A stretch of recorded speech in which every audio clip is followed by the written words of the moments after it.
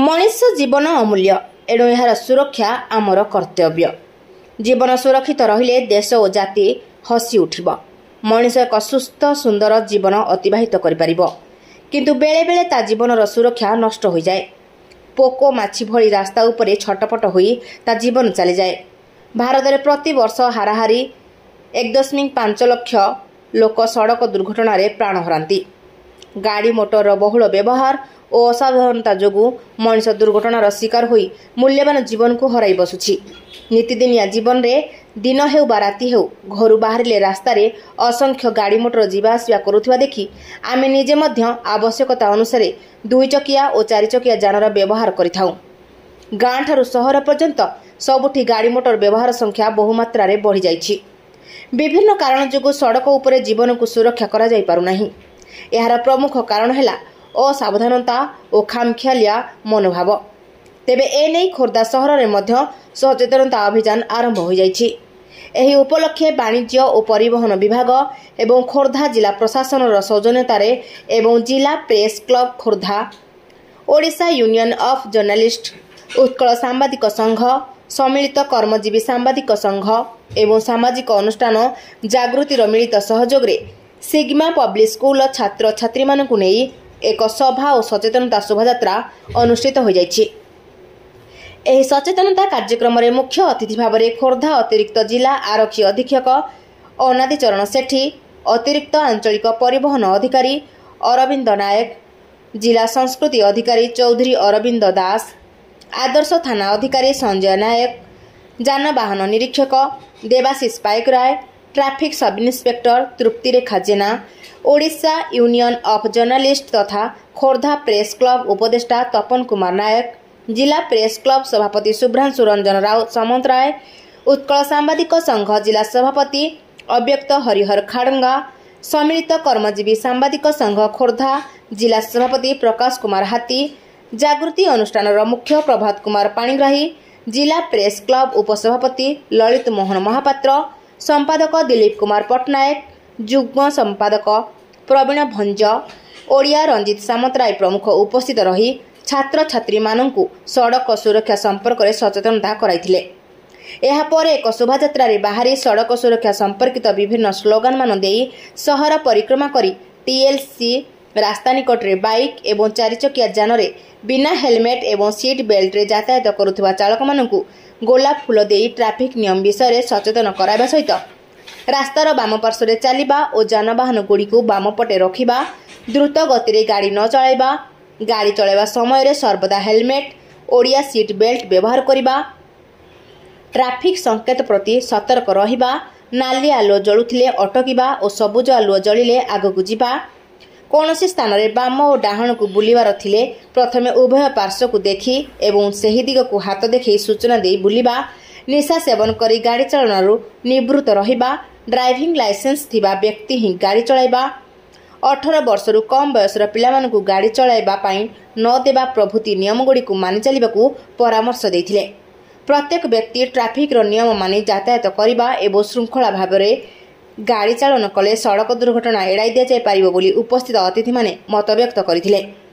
एही सचेतनता कार्यक्रम रे सिग्मा पब्लिक स्कूल छात्र छात्री मानक समेत पुलिस और परिवहन विभाग कर्मचारी एवं प्राय 100 रु ऊर्ध्व विभिन्न गणमाध्यम प्रतिनिधि उपस्थित थिले। जिला प्रेस क्लब रो एभले सचेतनता कार्यक्रम को साधारण रे उच्च प्रशंसा करा जायथिला।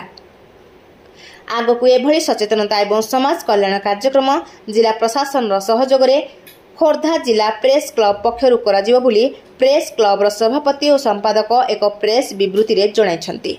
कुमार नायक जिला प्रेस क्लब रो उपदेष्टा कोन कहबे ना आज ट्रैफिक सचेतनता कार्यक्रम रो अंतिम दिवस तेणु जिला प्रेस क्लब सहित ओडिशा यूनियन ऑफ जर्नलिस्ट ओयूजे ओयूडब्ल्यूजे एवं उत्कल सांबादिक संघ मिलित आनुकूल्य आज ए सचेतनता कार्यक्रम अनुष्ठित होता एवं आमर सिग्मा स्कूल रो छात्र छात्री मान को नहीं आमे गोटे शोभायात्रा करूँ एवं शोभायात्रा पर आमे रास्तार जाउथबा हेलमेट विहीन चालक मानू परामर्श देउथलु निजर सुरक्षा पाई हेलमेट परिधान करंतु।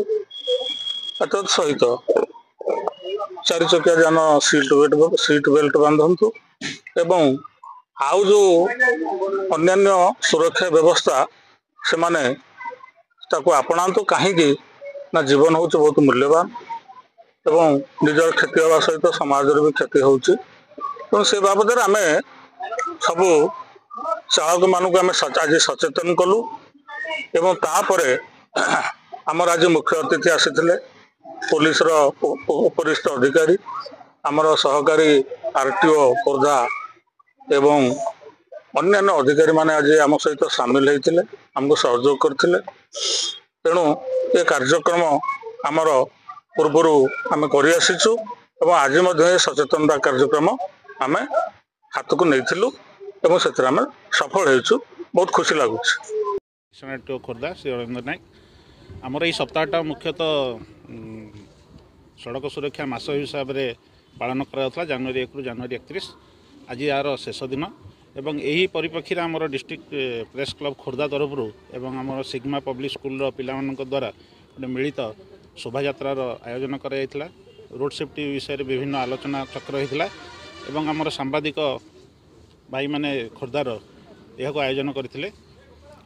आम मुख्यतः देखुचु रोड रे गाड़ी चालन बेले लोक मैंने ट्रैफिक नियम पालन करूना तेणुक आम अनुरोध करुचु सांबादिक भाई मान मध्यम समस्त तो सचेतन करा जाऊ ट्रैफिक नियम मानतु हेलमेट पिंधतु मद्यपान करूँ ना एवं चारि चकिया जान कला बेले चलैला बेले सीट बेल्ट बांधतु सुरक्षित रुहतु एवं गाड़ीर कागजपत्र भी समस्ते सबू रखु पॉल्यूशन हो इंश्योरेंस हो फिटनेस हो रखु कारण जदि गोटे गाड़ीर एक्सीडेंट होची एवं बिना कागज अच्छी ताले से ओनर को क्लेम भी मिलूनी। आम 2 चकिया जान हो कि बड़ गाड़ी हो समस्त कागजपत्र जांच करेंगे निज निजर कागजपत्र तनखी करके अपडेट करेंगे एवं ट्रैफिक नियम मानिबे। यह आमर यही मासर संदेश एवं एथिरे कहुई सड़क सुरक्षा परिवार रक्षा एवं सुरक्षित फेरंतु।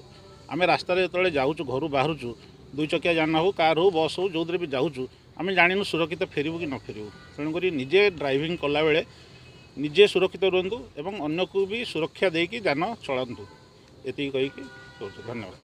खोर्धारू निमाई चरण महाराणा रिपोर्ट ज्योतिप्रभा न्यूज।